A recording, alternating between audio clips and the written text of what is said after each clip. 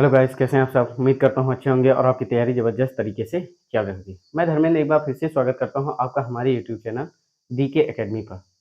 Friends, इसमें हम जो यह बैच अंग्रेजी की सैर चल रहा है, इसमें आपका आज 30वां लेक्चर है, जिसमें हम वॉइस के बारे में चर्चा कर रहे थे। तो कल की वीडियो में ये थोड़ा सा प्रॉब्लम आ रही थी कि 8 से 10 मिनट जो वीडियो चला था, तो उसमें थोड़ा सा वाइब्रेट हो गया था, जिसकी वजह से थोड़ा वीडियो साफ नहीं दिख रहा था। बाकी विशेषकर उसमें ज़्यादा चीज़ें उस तरह से नहीं बताई गई थी, और इसके यानी 10 मिनट कुछ सेकंड के बाद आपका वीडियो सही तरीके से क्लियरिटी में आ गया था।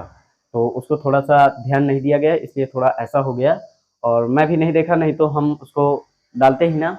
तो अब तो पड़ गया है तो पड़ गया है, ठीक है। तो किसी तरह आप लोग मैनेज कर लीजिएगा।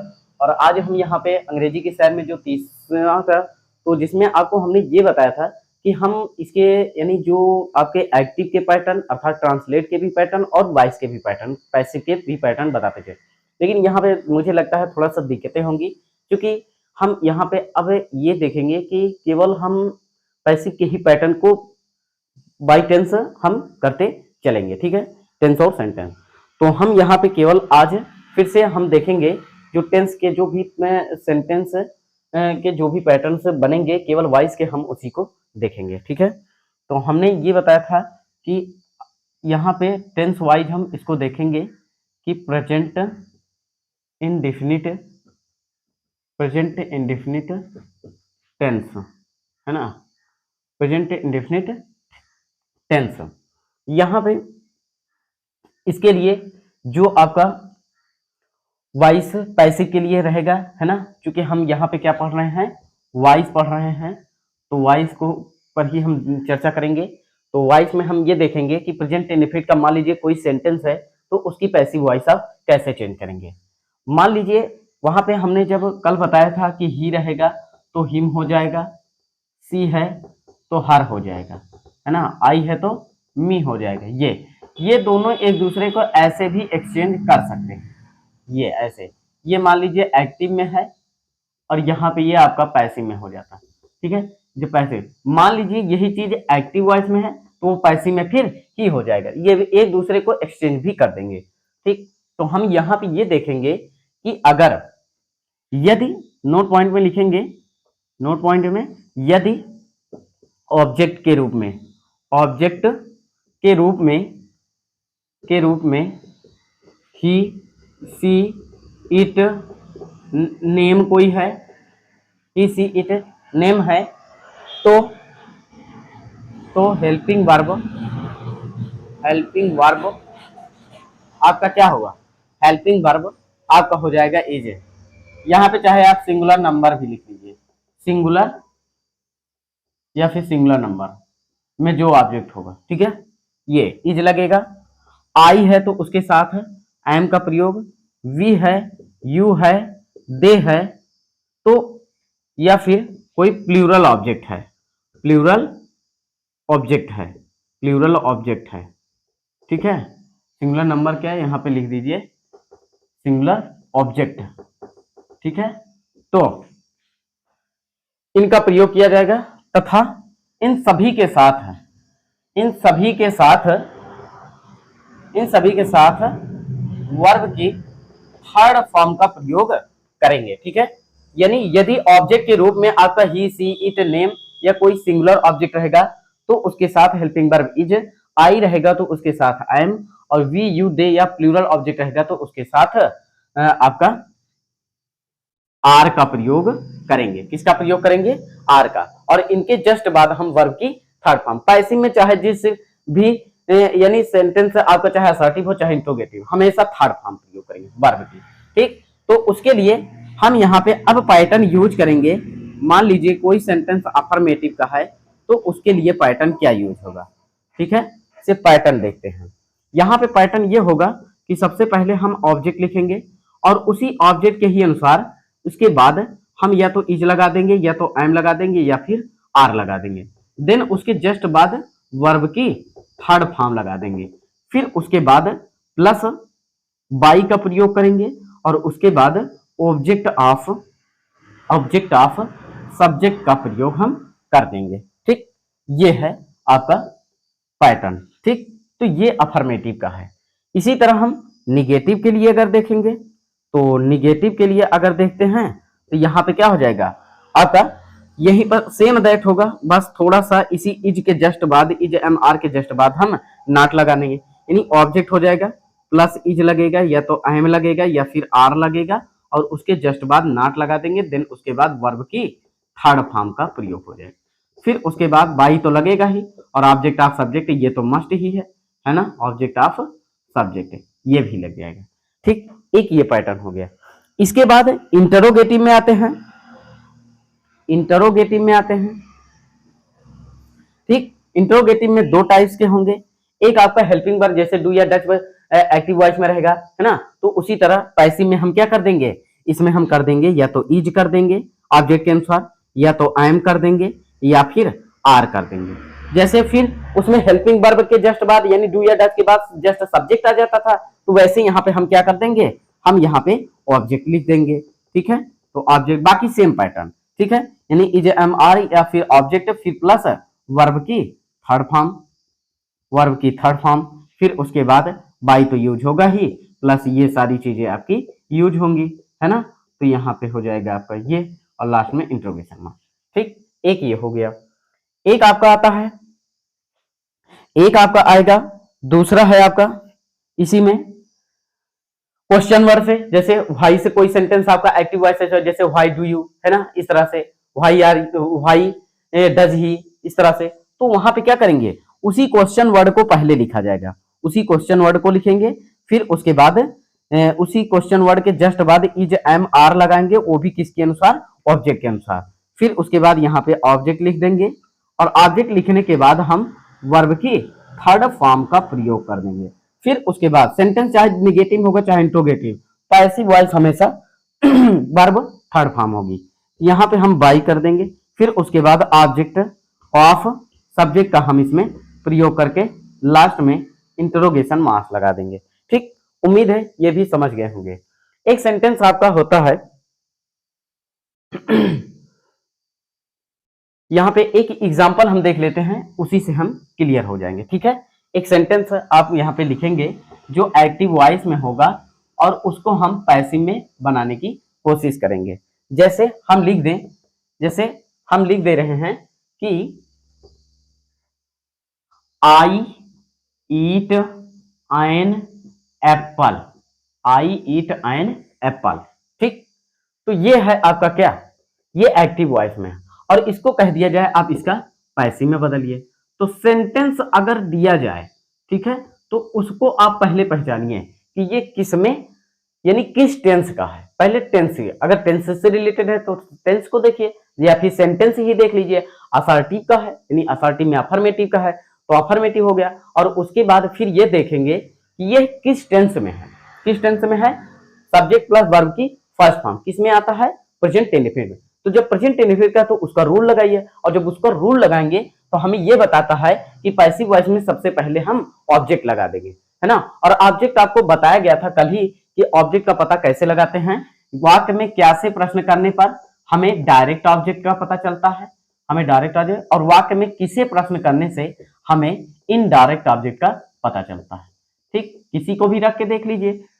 ठीक है, तो सब्जेक्ट और वर्ब में जैसे मैं हो गया और खाता है, मैं खाता हूं, ठीक है, ये इसका अर्थ हुआ। तो अब जब यहाँ पे बीच में अगर लिखेंगे कि किसे खाता हूं तो ये थोड़ा सा अजीब लग रहा है ना, किसे खाता हूं ना, किसे का मतलब यहाँ पे इनडायरेक्ट, तो इनडायरेक्ट ऑब्जेक्ट तो नहीं होगा अगर किसी चीज को खाएगा। ठीक है, तो इसके बाद हम यहाँ पे मान लीजिए लिख दे क्या, ठीक है, मैं क्या खाता हूं, तो आपका उत्तर आएगा क्या, एक सटीक प्रश्न भी है और इसका जवाब भी एन एप्पल एक ऑब्जेक्ट के रूप में। तो ऑब्जेक्ट आपका पता चल गया कि इसमें ऑब्जेक्ट क्या है, एन एप्पल।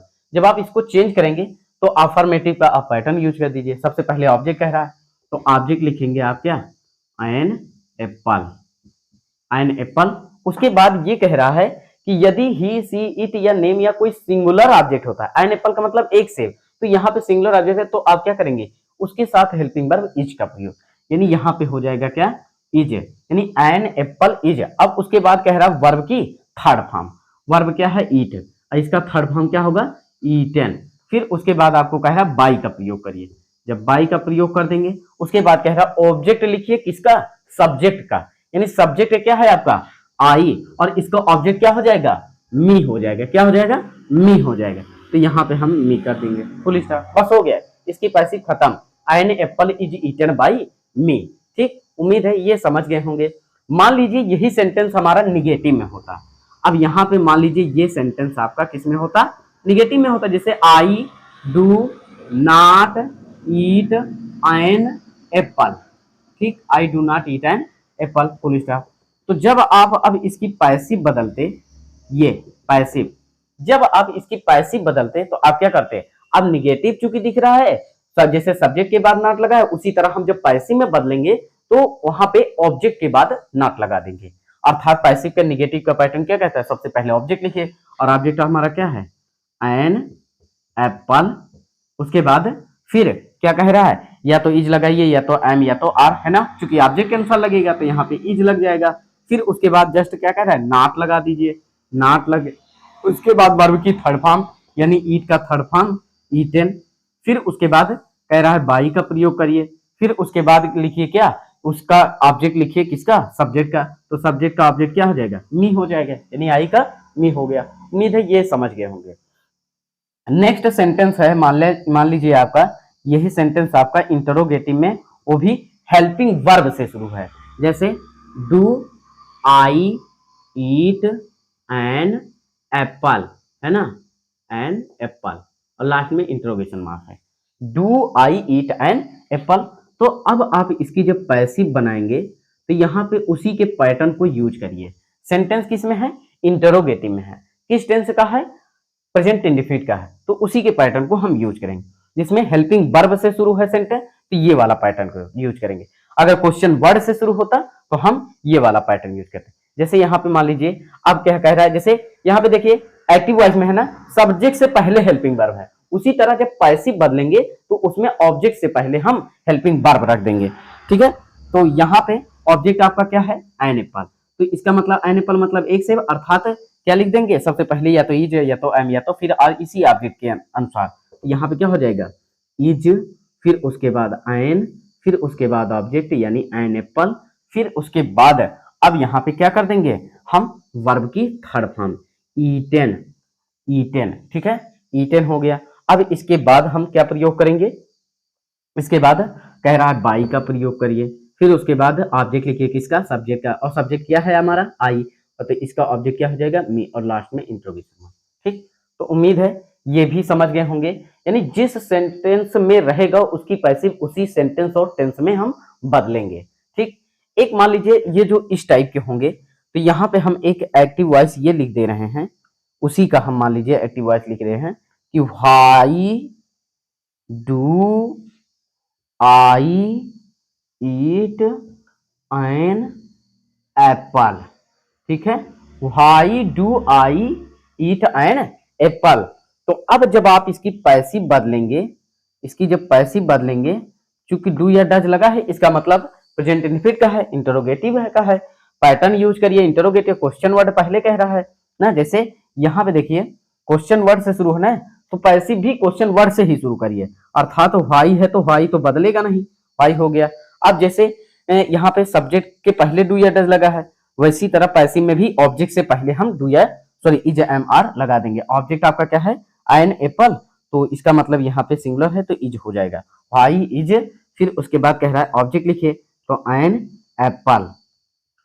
फिर इसके बाद वर्ब की थर्ड फॉर्म, यानी वर्ब की थर्ड फॉर्म क्या हो जाएगा, ईटेन। फिर उसके बाद कह रहा है बाई का प्रयोग करिए, और इसी के जस्ट बाद आप ऑब्जेक्ट लिखिए किसका, सब्जेक्ट का, यानी मी, आई का मी हो जाएगा, लास्ट में इंट्रोगेशन मार्क। ठीक, तो उम्मीद है ये आपको बेहतरीन तरीके से समझ में आया होगा। इसमें कहीं भी किसी को भी समस्या नहीं होनी चाहिए, क्योंकि हमने जो पैटर्न यूज किया है उसी से रिलेटेड उसके एग्जांपल्स को रखते हुए हमने इसको बताया है बाय सेंटेंस। ठीक है, तो उम्मीद है ये आप समझ गए होंगे। हमेशा जो सब्जेक्ट यानी जो सब्जेक्ट ऑब्जेक्ट के रूप में जाएगा वो हमेशा बाई के रूप में जाएगा। कहीं कहीं आपका टू भी हो जाता है, कहीं एट हो जाता है, कहीं विथ हो जाता है, कहीं इन हो जाता है, तो वो चीजें आपको एक्स्ट्रा में आपको बताई जाएंगी। लेकिन साधारणतः जो आपका बदलता है वो आपका इसी रूप में बदलता है, बाई के साथ ही सब्जेक्ट जाता है। और यहाँ पे ये भी ध्यान देने वाली बात है कि ये इंग्लिश से एक बहुत ही सरल भाषा में हम आपको पढ़ाने का प्रयास कर रहे हैं, क्योंकि जिससे आप इसको सीख सकें। ठीक है, सीखने का मतलब है आपका यहाँ पे परीक्षा से यानी परीक्षा को आप पास कर पाए। ठीक है, तो इंग्लिश सीखने का कुछ विशेष उस तरह से मतलब नहीं होता है, लेकिन आप परीक्षा के लिए आप प्रिपेयर हो सके, इसीलिए आपको ऐसा पढ़ाया जा रहा है। ठीक है, तो उम्मीद है ये भी समझ गए होंगे। और भी इसमें जो भी होता है उसको हम और भी देख लेते हैं। एक जो जैसे आपका हु से कोई सेंटेंस शुरू होता है ना, हु से शुरू होता है, तो हम उसकी पैसिव किस तरह से बनाते हैं, तो उसके भी बारे में हम देख लेते हैं। ठीक है, तो बाकी और जो भी आपके इंटरोगेटिव के मोस्ट इंपॉर्टेंट रहने वाले होंगे, ये आपको हम जब पैसिव खत्म हो जाएगा, असर्टिव, इंटरोगेटिव, नेगेटिव, यानी जो टेंस से रिलेटेड है, टेंस से खत्म होगा, तो उसमें आपको इंपेरेटिव सेंटेंस के भी पैसिव बनती है। तो उसको बताने से पहले हम पहले आपको इंटरोगेटिव के कुछ मोस्ट इंपॉर्टेंट आपको एक्टिव वॉइस से पैसिव वॉइस चेंज करने के बताएंगे। तो इसका आप स्क्रीनशॉट ले लीजिए।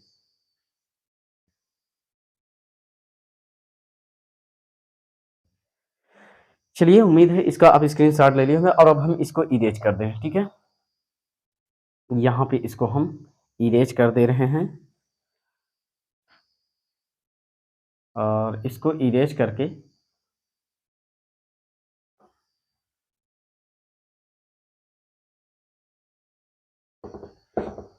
यहाँ पे एक आपका होता है जब सेंटेंस हु से शुरू होता है। ठीक है, जब सेंटेंस हु से शुरू होता है, यहाँ पे लिखेंगे, यहाँ पे ये लिखेंगे नोट पॉइंट में कि जब सेंटेंस हु से प्रारंभ हो तो, है ना, पैसिव के लिए पैसिव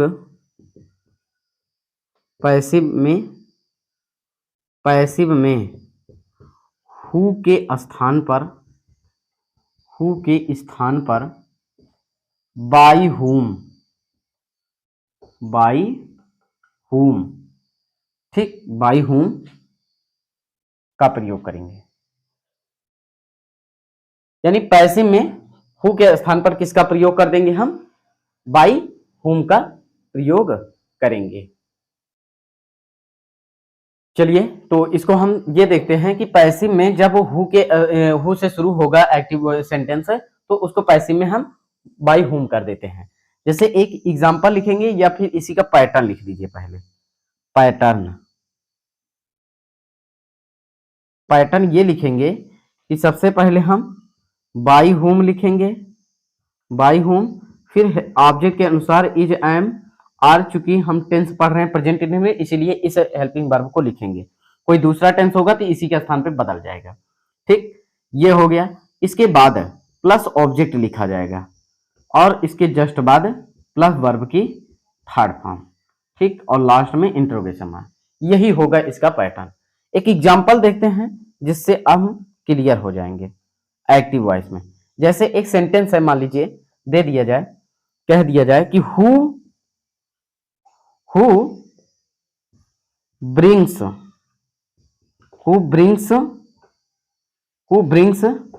some vegetables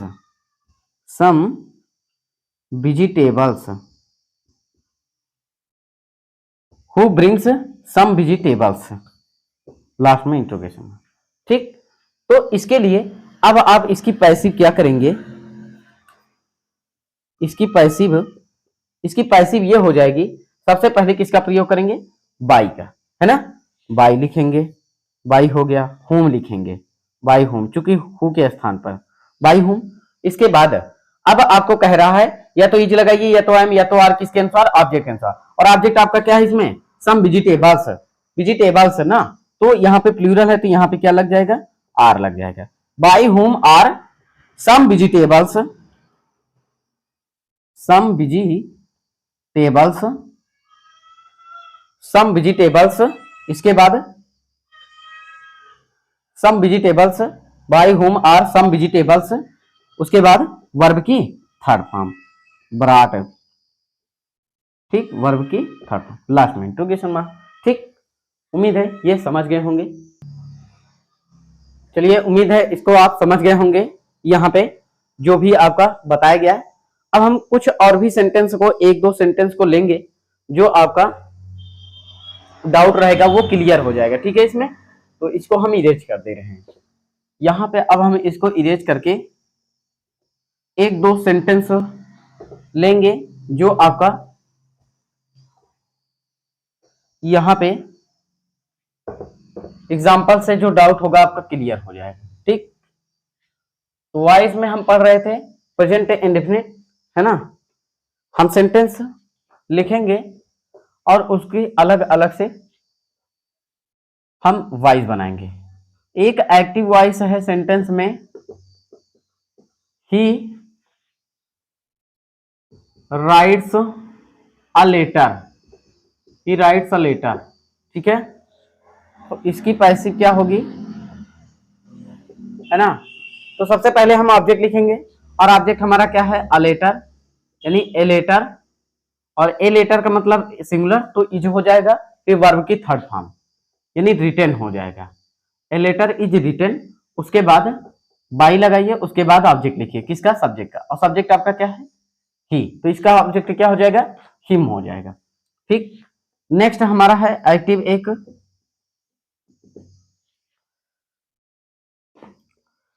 एक है व्हाई या व्हेन डू यू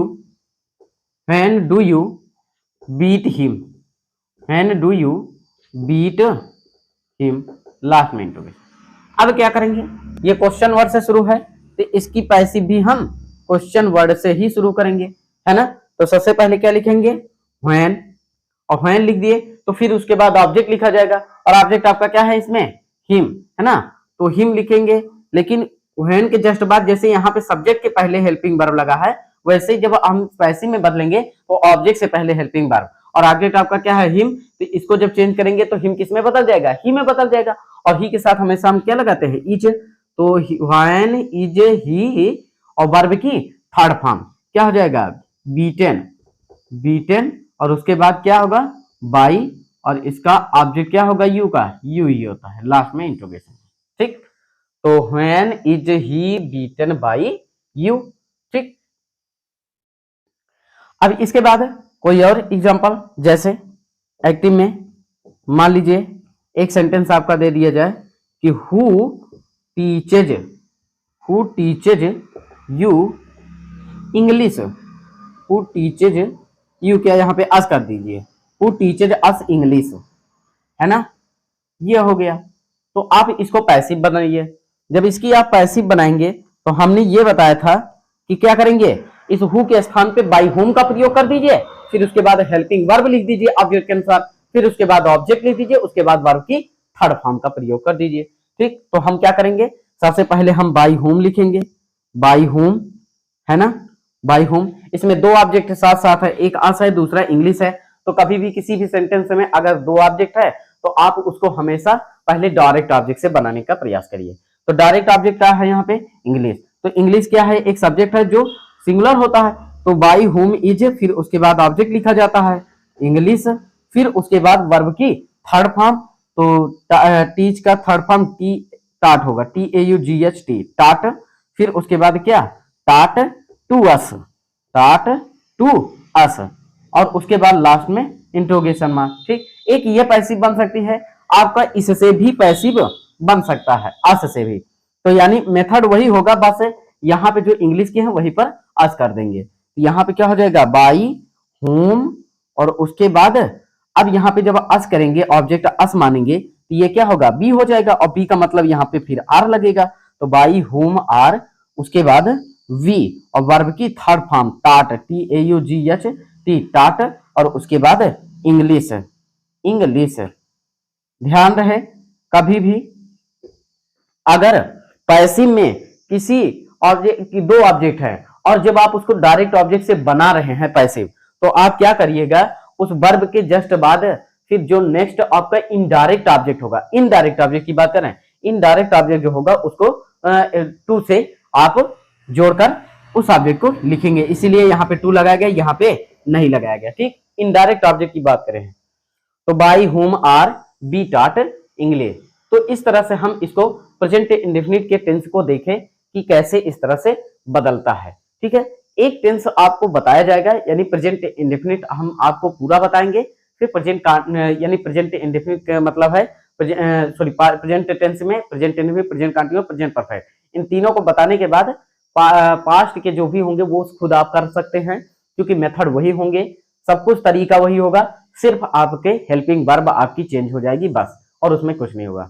ठीक, इसके बाद जो आपका फ्यूचर इंडेफिनिट है और फ्यूचर परफेक्ट है उसको हम बताएंगे। ठीक है, तो यहाँ पे जो भी चीजें थी हम आपको क्लियरली स्पष्ट करा दिए। मान लीजिए कोई सेंटेंस ऐसे भी होंगे जो आपके, ऐसा कोई सेंटेंस होगा जो आपका यहाँ पे हम इसको इरेज करके, जो सेंटेंस आपका निगेटिव भी होगा इंटरोगेटिव भी होगा ना, तो उसको हम किस तरह से बदलेंगे उसको भी हम देख लेंगे। ठीक है, तो यहाँ पे एक सेंटेंस लिख देंगे तो जिससे आपका क्लियर हो जाएगा। एक या दो सेंटेंस है, जैसे हम मान लीजिए सेंटेंस लिखते हैं इंटरोगेटिव निगेटिव। ठीक है, यहाँ पे एक्टिव वॉइस, मान लीजिए एक सेंटेंस है कि डू दे नॉट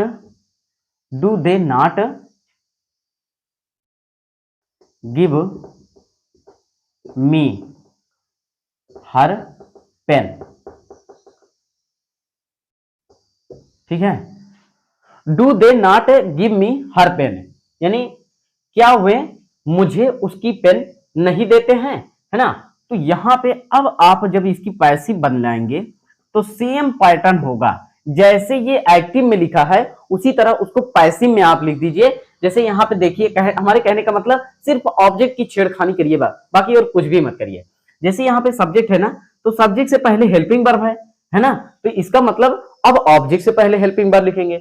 इसके बाद ये देखेंगे कि सब्जेक्ट के जस्ट बाद नॉट लगा है ना, तो इसका मतलब है अब हम जब पैसिव में बदलेंगे तो ऑब्जेक्ट के जस्ट बाद नॉट लगा देंगे बस, और कोई तरीका इसमें और कुछ भी छेड़खानी इसमें नहीं करनी, बस इतना ही परिवर्तन करना है। तो हम यहाँ पे क्या कर देंगे, ऑब्जेक्ट हमारा क्या है, यहाँ पे दो ऑब्जेक्ट है आपके, हर पेन है एक मी है, जिससे कहिए हर पेन से ही पहले, चूंकि हर पेन क्या है ऑब्जेक्ट है यानी डायरेक्ट ऑब्जेक्ट है, तो यहाँ पे क्या कर देंगे हर पेन का मतलब यहाँ पे सिंगुलर होगा, तो यहाँ पे क्या कर देंगे इज लगा देंगे। ठीक है, यानी हेल्पिंग वर्ब पहले लिख देंगे, या फिर ऐसे ही कर दीजिए, पहले हम हेल्पिंग वर्ब लिख दे रहे हैं, हेल्पिंग वर्ब है ना, फिर उसके बाद ऑब्जेक्ट लिख दे रहे हैं, ऑब्जेक्ट लिख दे रहे हैं, फिर उसके बाद नॉट लगा दे रहे हैं, फिर उसके बाद वर्ब की थर्ड फॉर्म का प्रयोग कर दे रहे हैं, फिर उसके बाद यहाँ पे फिर ये ऑब्जेक्ट फर्स्ट हो गया, मान लीजिए यहाँ पे ऑब्जेक्ट सेकंड हम लिख देंगे, ऑब्जेक्ट सेकंड लिख देंगे। ठीक है, और उसके बाद बाई, फिर उसके बाद ऑब्जेक्ट ऑफ सब्जेक्ट लिख देंगे लास्ट में इंट्रोगेशन। ठीक, तो यहाँ पे आप सेम मेथड अपनाइए, तो फिर क्या हो जाएगा, आप हम मान लीजिए इससे बना रहे हैं तो इज हो गया, फिर उसके बाद ऑब्जेक्ट लिखेंगे हर पेन हो जाएगा, हर पेन हो गया, फिर उसके बाद कह रहा है नॉट लगा दीजिए। ठीक है, नॉट लगा दिए, अब इसके बाद वर्ब की थर्ड फॉर्म, गिव का third form give gave given, है ना, गिवन हो गया, ऑब्जेक्ट लिखिए, है ना, क्योंकि इनडायरेक्ट ऑब्जेक्ट है, तो हमने अभी भी बताया कि इनडायरेक्ट ऑब्जेक्ट जब लिखेंगे तो उसको हम दोबारा जब लिखेंगे तो पैसिव में उसको टू के साथ लिखेंगे, मी हो गया, और इसके बाद आपको कहा जा रहा है बाई लगाइए, फिर उसके बाद ऑब्जेक्ट ऑफ सब्जेक्ट लिखिए, सब्जेक्ट क्या है दे है, इसका ऑब्जेक्ट क्या हो जाएगा देम हो जाएगा। कोई दिक्कत यहाँ पे मेरे हिसाब से किसी को कोई प्रॉब्लम नहीं होनी चाहिए। तो ये रहा आपका पैसिव में, इसको इस तरह से बदलते हैं, या फिर इसकी पैसिव इससे भी बना सकते हैं, यानी इसकी दो पैसिव आपकी बन सकती है। यानी यहाँ पे हम क्या लिख देंगे, यहाँ पे ये हो सकता है क्योंकि जब अब यहाँ पे मी से करेंगे तो यहाँ पे ऑब्जेक्ट क्या हो जाएगा आई हो जाएगा, और आई के साथ हमेशा आई एम का प्रयोग, तो यहाँ पे आई एम आई, फिर उसके बाद ऑब्जेक्ट के जस्ट बाद नॉट लगा दीजिए, वर्ब की थर्ड फॉर्म गिवन, अब इसके बाद हर पेन लिख दिया जाएगा क्योंकि ऑब्जेक्ट नेक्स्ट हो जाएगा। ठीक है, और उसके बाद बाई, फिर उसके बाद दे का देम हो जाएगा लास्ट में इंट्रोगेशन। ठीक, तो इस तरह से आपकी ये पैसिव इस तरह में भी चेंज होती है, जो आपका इंटरोगेटिव निगेटिव में भी होता है। ठीक है, सेम पैटर्न होगा, क्वेश्चन वर्ड से भी होंगे, तो सेम दैट क्वेश्चन वर्ड को केवल आप वही लिख दीजिए। मान लीजिए इसी में आपका ये क्वेश्चन वर्ड जैसे हो गया, वाई मान लीजिए लगा दिया गया है, तो आप क्या करेंगे यहाँ पे वाई लगा दीजिए, यहाँ पे वाई लगा दीजिए, बाकी सेम पैटर्न वही होंगे, यानी बाकी कुछ भी परिवर्तन नहीं होगा, क्वेश्चन वर्ड पहले लगा दीजिए बस, और कुछ भी करना नहीं। ठीक, तो उम्मीद है ये जो प्रेजेंट इंडेफिनिट के आपके जो पैसिव के जो रूल्स और एग्जांपल्स थे उसको आप अच्छे से समझ गए होंगे। अब हम इसमें जो भी चीजें अब बची होंगी, जो आपका इसमें लगभग प्रेजेंट इंडेफिनिट के जो भी नियम थे वो खत्म हो गए। अब हम नेक्स्ट डे आपको प्रेजेंट कंटीन्यूअस पढ़ाएंगे और हो सकेगा तो प्रेजेंट परफेक्ट भी कल आपको पढ़ा के समाप्त कर दिया जाएगा। नेक्स्ट डे फिर आपको past indefinite, past perfect, past continuous इस तरह से पढ़ाएंगे और फिर आपके क्रमशः आपका इसमें जो भी चलेगा आपका कई वीडियो हो सकते हैं, तो जो आपका मोस्ट इंपॉर्टेंट रहने वाला है ना, क्रमशः हम इसको पढ़ाएंगे। तो अब इसके आगे हम नेक्स्ट डे पढ़ाएंगे, तब तक के लिए आप मेरे साथ बने रहिए। Thanks for watching and goodbye. Thank you so much.